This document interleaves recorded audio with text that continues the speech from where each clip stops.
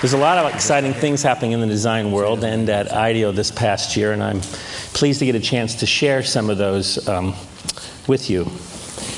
I didn't attend the first TED back in 1984, but I've been to a lot of them since that time. I thought it was kind of be interesting to think back to that time when Richard got the whole thing started. Thank you very much, Richard. It's been a big, enjoyable part of my life coming here. And so thinking back, I was thinking those of us in Silicon Valley were kind of really focused on products or objects, certainly technological objects. And so it was great fun in those days, and some of those of you who are in the audience were my clients, and we'd come in with some prototype underneath a black cloth, and we'd put it on the conference table, and we'd pull off the black cloth, and everybody would ooh and ah. And that was a really good time. And so we'll continue to focus on products, as we always have. But and if you were here last year, I probably wrestled you to the floor and tried to show you my new iModule 2, which was a camera that plugged into the handspring. And I took a lot of pictures last year. Very few people knew what I was up to, but I took a lot of pictures. And this year, maybe you could show the slides. And this year we're carrying this Trio, which we had a lot to do with and helped Handspring design it. And also, although we designed it a few years ago, it's just become ubiquitous in the last year or so, this heart-stream defibrillator, which is saving lives. Maybe you've seen them in the airports. They seem to be everywhere now. Lots of lives are being saved by those. And we're just about to announce the Diseño reader product that I believe will make magazines even more enjoyable to read. So we really will continue to focus on products, but something's happened in the last 18 years since Richard started TED, and that's that people like us, I know people in other places have caught on to this for a long time, but for us, we've really just started we've kind of like climbed Maslow's hierarchy a little bit, and so we're now focused more and more on kind of human-centered design, human-centeredness in an approach to design. And that really involves designing like behaviors and personality into products. And I think you're starting to see that, and it's making our job even more enjoyable. Interestingly enough, we used to primarily build 3D models, like you've seen some today, and 3D renderings, and we'd go and we'd show those as communicating our ideas. But firms like ours are having to move to a point where we get those objects that we're designing and get them in motion, showing how they'll be used. And so in order to do that, we've been forming internal video production groups in order to make these kind of experience prototypes that show just what we mean about the kind of man-machine relationship. And it's a much better way to see. It's kind of like architects who show people in their houses as opposed to them being empty. So I thought that I would show you a few videos to kind of show off this new broader definition of design in products and services and environments. I have a few of them. They're no more than a minute or a minute and a half a piece, but I thought you might be interested in seeing some of our work over the last year and how it responds in video. So Prada, New York, we were asked by Rem Koolhaas and OMA to help us conceive the technology that's in their retail store in New York. He wanted a new kind of store, a store that had a cultural role as well as a retail one. And that meant actually designing custom technology as opposed to just buying things off the shelf and putting them to use. So there's lots of things. Everything has RF tags. There's RF tags on the cards. There's these staff devices that are all around the store. You pick them up, and once you see something that you're interested in, the staff person can scan them in, and then they can be shown on any screen throughout the store. You can look at color and sizes and how it appeared on the runway or whatever. right? And so then the merchandise that you're interested can be scanned. It's taken into the dressing room, and in the dressing room there are scanners so that we know exactly what clothing you have in the dressing room, and we can put that up on a touch screen, and you can play with that and get more information about the clothing that you're interested in as you're trying it on. It's been used a lot of places, but I particularly like the use here of liquid crystal displays in the changing room. It was the last time I went to see this store, there was a huge buzz about people standing outside wondering, am I going to actually get to see the people changing clothes here? And but if you push the button, of course, the whole wall goes dark. So you can try to get approval or not for whatever you're wearing. And then one of my favorite features of the technology is the magic mirror, where you put on the clothes. There's a big display in the mirror, and you can turn around, but there's a 3-second delay, so you can see what you look like from the back or all the way around as you do it.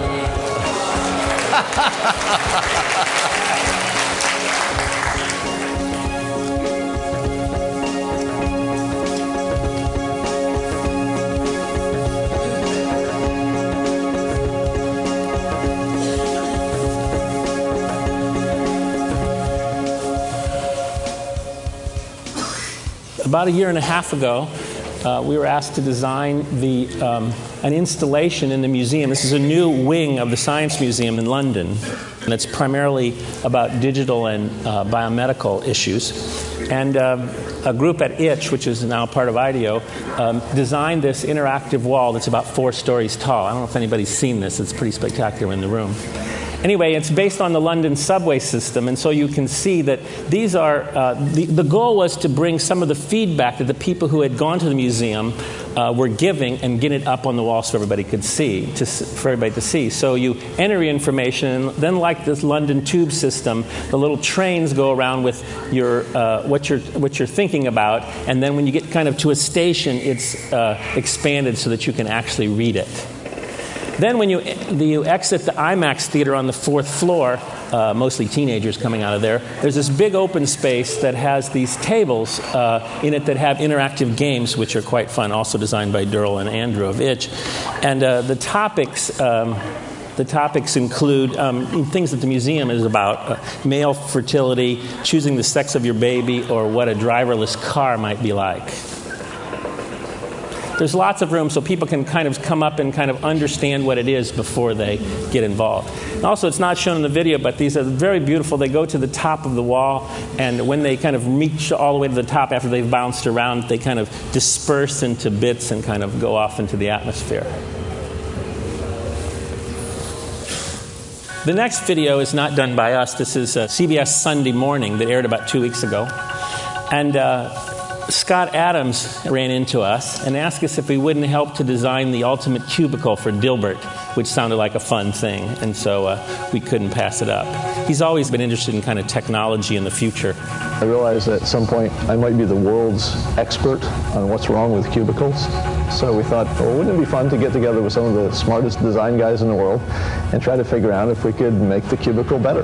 Though they work in a wide-open office space, spectacularly set under San Francisco's Oakland Bay Bridge, the team built their own little cubicles to fully experience the problems. Yeah. A one-way mirror. I can look at it, you can look at yourself.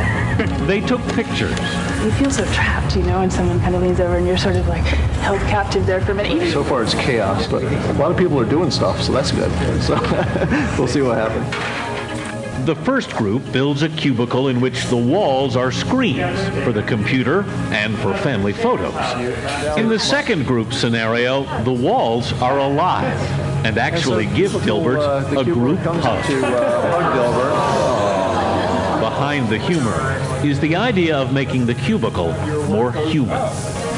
So here's the final thing, complete with kind of orange lighting that follows the sun follows the tracks of the sun across the sky, so you feel that in your cubicle. And my favorite feature, which is a flower in a vase that wilts when you leave in disappointment, and then when you come back, it kind of comes up to greet you and happy to see you. It's like built right into the wall.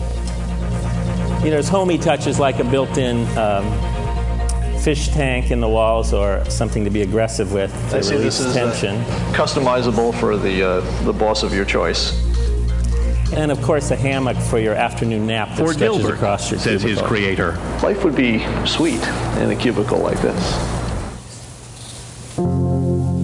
This next project, we were asked to design a pavilion to celebrate the recycling of the water on the Millennium Dome in London. The dome has an incredible amount of water that washes off of it, as well as wastewater.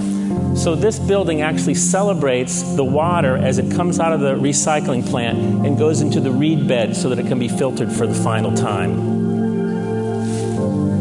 The pavilion's design goal was to be kind of quiet and peaceful, in contrast to if you went inside the dome where it's kind of wild and crazy and everybody's, like learning all kinds of things or fooling around or whatever they're doing. But it was intended to be quite quiet. And then you would wander around and gather information in a kind of a straightforward fashion about the recycling process and what's being done and how they're going to reuse the water once it comes through the plant.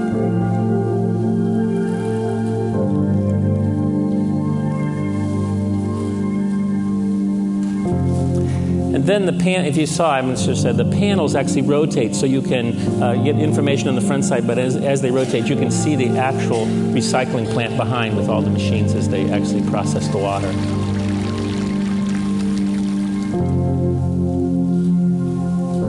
There you can see, there's the plant.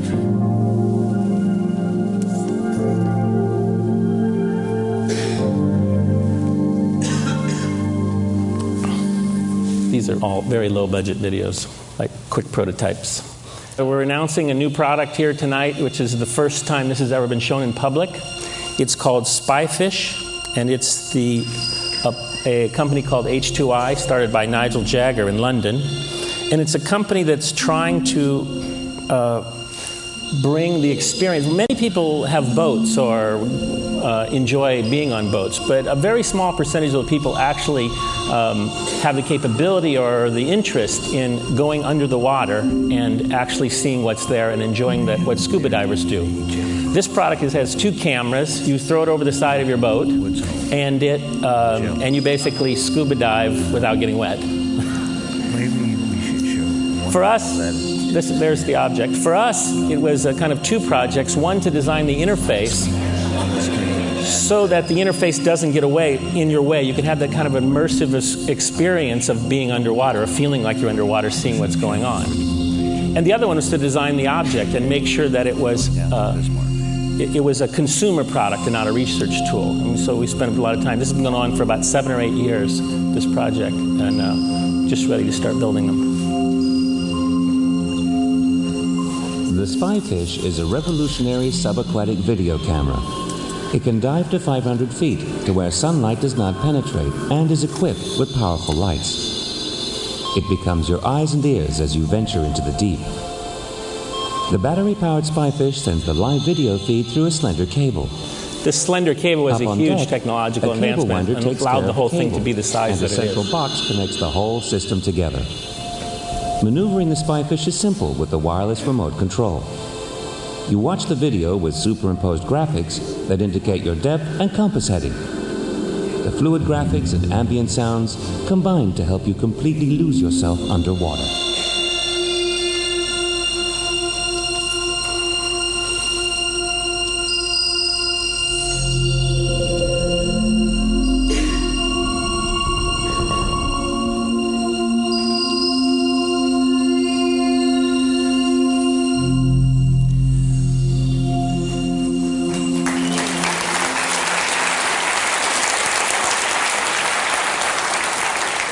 And the last thing I'll talk about is Apritech, which is a project I'm very excited about.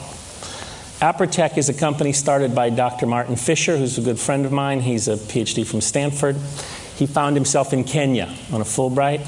And he had a very interesting insight, which is that he said, there must be entrepreneurs in Kenya. There must be entrepreneurs everywhere. And he noticed that for weddings and funerals, they could find enough money to put something together. And so he decided to start manufacturing products in Kenya with Kenyan manufacturers, designed by people like us, but taken there and to this date, he's been going for only a few years, he started 19,000 companies. He's made 30,000 new jobs, and just the products, the sales of the products, that this is a nonprofit, that the sales of this products is now 0.6% of the GDP of Kenya. This is one guy doing this. This is a pretty spectacular thing. So we're in the process of helping them design deep well, low-cost manual pumps in order for these people who have like a quarter acre of land to be able to grow crops in the off-season. What they do now is they can grow crops in the rainy season, but they can't grow them in the off-season. And so by doing that, the woman that you saw in the first thing now is she's a school teacher, always wanted to send her kids to college, and she's going to be able to do it because of these things. So with seed squeezers and pumps and hay balers and kind of very straightforward things that we're designing, my students are doing this as class projects, and IDEO's donated their time to do this kind of work. And so it's really amazing to see his success, Martin's. So we also were thinking about the experience of Richard, and so we designed this hat because I knew I'd be the last one in the day, and I needed to deal with him. So I just have one more thing to say. Can you read it? Well, it's always kind of funny when he comes up and hovers. You know, you don't want to be rude to him, and you don't want to feel guilty. And so I thought just this would do it, where I just sit here and.